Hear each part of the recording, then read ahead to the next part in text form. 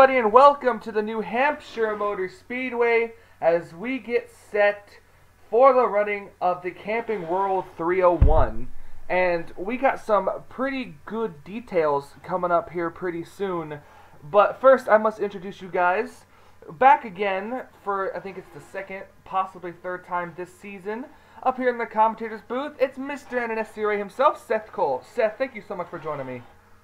Thanks for having me. I think it's the second time this season, but I'm not certain. But hey, who's counting? I know, right? So we're here at New Hampshire, and we got here's some surprising facts for you. We got 3 spots left remaining for the chase before we have to start a cutoff. We have only one 2-time winner this season. We have Jeffrey Finguy on the pole, or not on the pole, first in points, who doesn't have a win. But then we have, I think it's 7 points back is Chuck Petty. I have to double check. But we're coming into New Hampshire, and with only 3 chase spots remaining, with at least 4 or 5 races left before the chase starts. What do you think these drivers' mentalities are?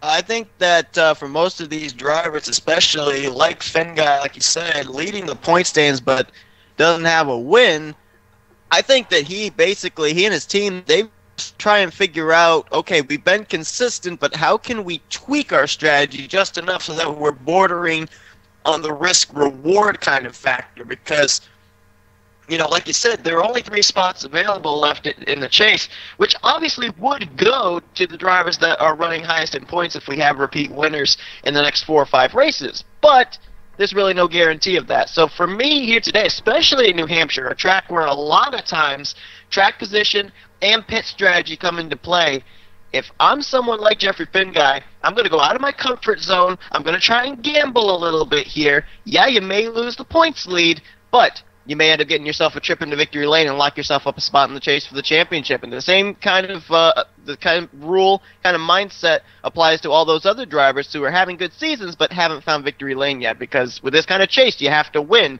to get into the championship hunt. That's very true. It would also break a trend as well. The past few seasons, the trend has been I've had at least one person get into the chase that doesn't have a win. So this season could change that. Exactly. Yeah, a lot of times, a lot of drivers, they'll head into a season thinking, okay, we just got to be consistent and we'll get maybe one of the last 2 remaining spots that could be filled in by a non-winner. But, you know, like you said, there's only 3 spots available left, and those could be filled up in the next 3 weeks. Very, very true. All right, let's go track side to get the most famous words in motorsports. Drivers, start your engines! Engines are fired. Robbie Noser Jr. and Seth Cole going to lead them off of pit lane. Led off pit lane by the fabulous Budweiser All-Pro Series official pace car. Thank you again, Seth. Fabulous! Cars rolling off the track. Now remember, there are times that we've seen at this track where you could come on pit road and come off and have something happen to your car. A lot of these cars are very, I guess I don't want to say fickle, but they break really easily here, especially at this racetrack. This is another type of track too, where if this thing does go into a cycle of green flag pit stops, when they merge on the back straightaway, a lot of times I'll see them come off pit road and they'll merge right up in front of a faster machine. So you know the access the access off of pit road can be a little tricky sometimes here. All right, Seth, here we go. 30 laps coming off of turn number 4. Take us to the green. All right, Robbie Noser Jr., Seth Cole going to bring us down. Who's going to win in New Hampshire? Who's going to get a trophy and a giant lobster? Green flag is out.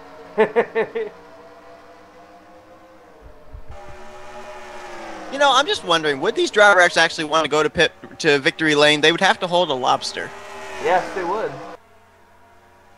Robbie Noser Jr. I don't even remember. Is the lobster actually alive? Yes, actually, I think it. I think it is. They rubber band its claws. Oh, that's scary. Seth Cole tries to throw the door, tries to close the door on the 88 of John Racer, but he's not able to do it, so Seth Cole able to secure second place. Yep. The outside line gets a bit of a run there off of 4. This is your typical kind of racetrack. I don't know, is Loudon just a mile racetrack, or is it a mile and a half? It's a mile. It's just a mile. Okay, I thought so. And so, you know, well, miles and halves basically are kind of the same in the way that if you're on the inside heading into the corner, you're going to have the advantage, but the outside line off of 2 and 4 usually gives you a good run, and you're able to hold the spot. As you can see, there's Seth Cole again. He turned off the advances of John Racer, now was able to hold off Johnny Gardner, and you see Gardner able to keep pace there with John Racer for that third spot for the moment. Yeah, for the moment it is, but the fastest car on the racetrack right now is the 3 of Robbie Noser Jr. And I think a big reason for that is because this is a racetrack where a lot of braking is used, especially down into turns 1 and 3.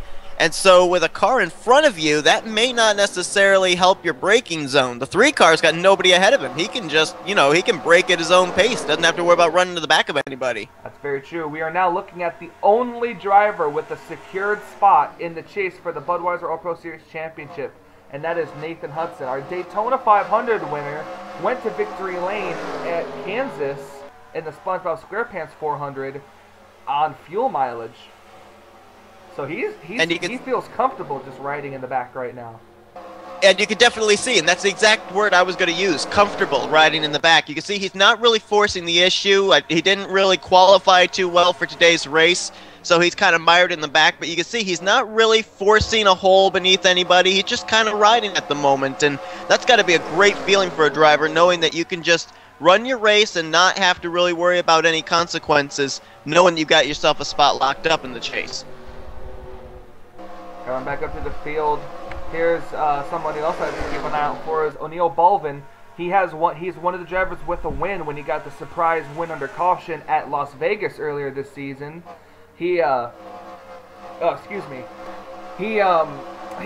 in points right now, so he's pretty high up in the points if we have to, at the point where in case we have to start eliminating people with wins if we get more than 3 different winners. So, but he's definitely still got to stay consistent to get exactly to stay in those spots. Yep, exactly. You know, you've got that victory.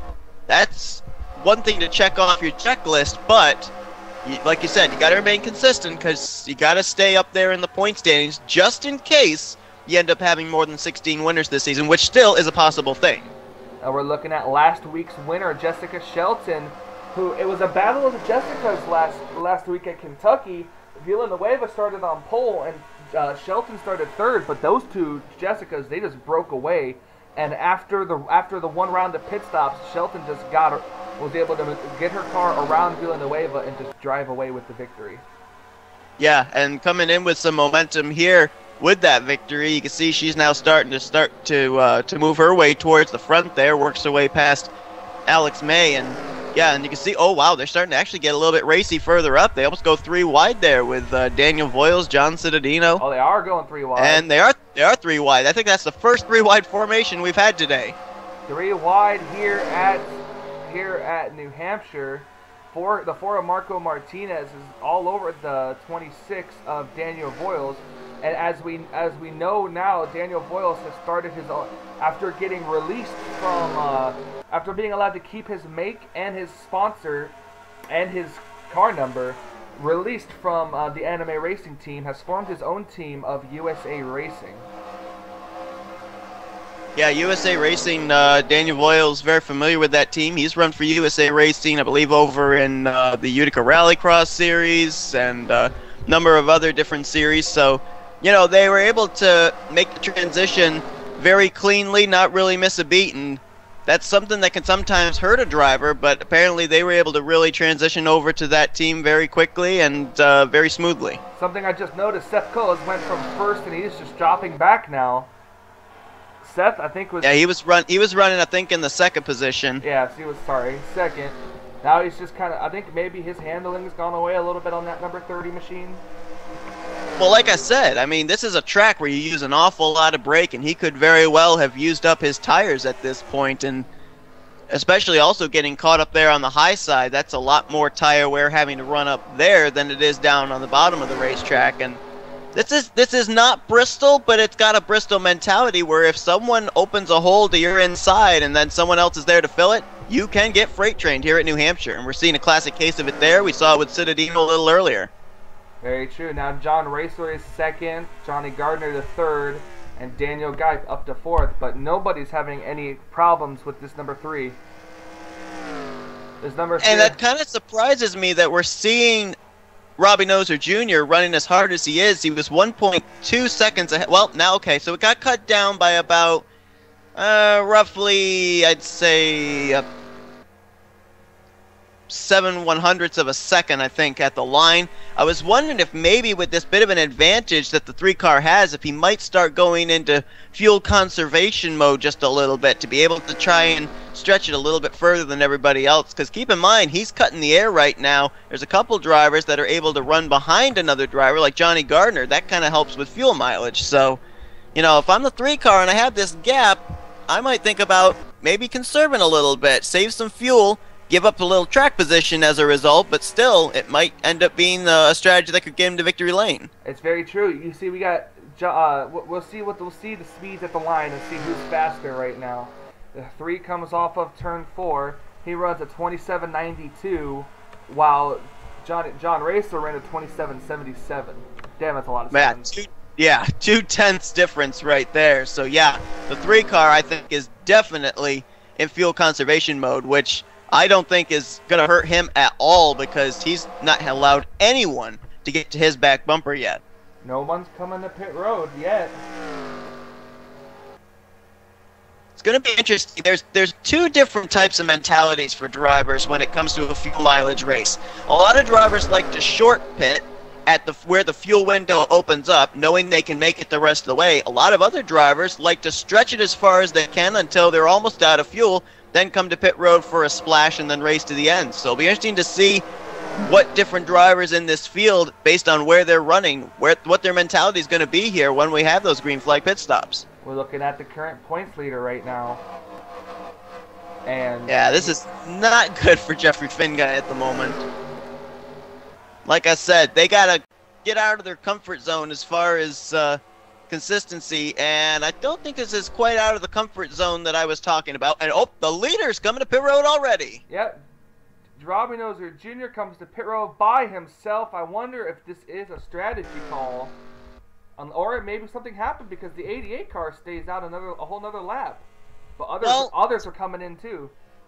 Here's the thing: this is a pit road that has a wall separating the racetrack from the pit lane, which means pit road can get congested.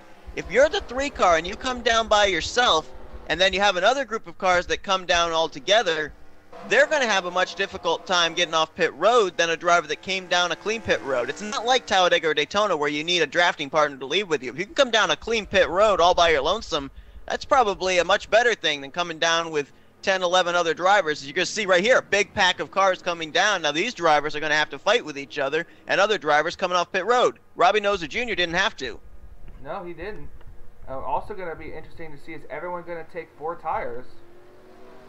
If they don't, I'd be really surprised, because this racetrack eats your tires up. Wait a minute. Now, look at this. Robbie Noser Jr. didn't come out of pit road first.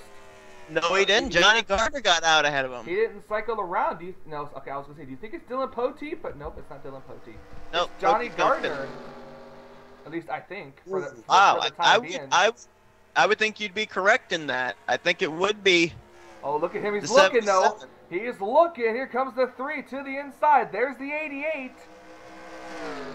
This is the battle for the lead. It has to be. Yeah. Wow. Johnny Gardner, his team, good pit stop, gained him, I think it was 2 spots on pit road from 3rd to 1st. Look at them fighting side by side right now, coming to 10 laps to go. And if these two keep fighting each other, that 18 is looming right there. He could maybe reel these 2 in. Nope, the 3-car was able to pull out ahead, coming off. They're approaching a lap car of Dylan Poteet's season. And he's going to merge up in front of him, I think. Nope.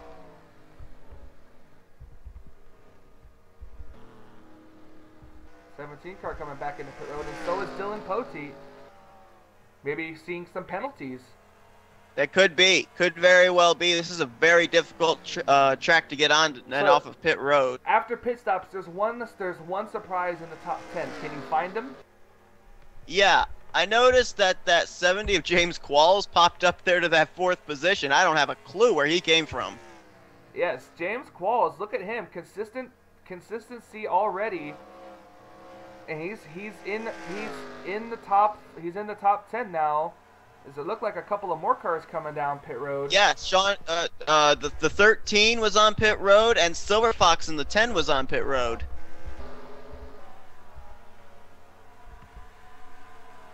Oh, the 13's retired with no fuel. No fuel. Probably a fuel pump problem or something on that machine. And the 31's out of fuel. I don't know if he's out of fuel or if maybe the engine has given up on that 31. This is the 3rd time he's come to pit road in the last few laps. And now he's out of the race. 3 cars that's retired from no fuel, and that's the 13 of William Brock, the 17 of Stuart Gratton, and now the 31 of Dylan Poteet. Wow. Let's go back up and find the leaders. And now James Silver Fox. Fox out of fuel. I'm not sure if maybe these cars, like, if it's a glitch with the track where it's like if they have like to get a black flag or something and they can never serve their pit or whatever, and then they just run out of gas. I don't know. I have never really seen that glitch before. All right, well, we got 5 laps to go, and Robbie Noser Jr. looks like he could try. It looks like he's en route to become the second 2-time winner this season. Actually, the top 2, regardless, would be 2-time winners. Yeah, Johnny Gardner and his team tried to use that strategy. They did get him out to the front after the cycle of pit stops, but Robbie Noser Jr. has obviously had the strongest car of the day, of the weekend, qualifying on the pole, and as soon as he got around Gardner's Ford, he has just checked out, and I can guarantee you that Dow Chemical Chevrolet is in no way in fuel conservation mode now. No, not at all. The fastest car on the racetrack has jumped now. It's the 27 of Kyle Matthews. Where is he at on the racetrack? Where's he running? Kyle Matthews in 24th place. Wow.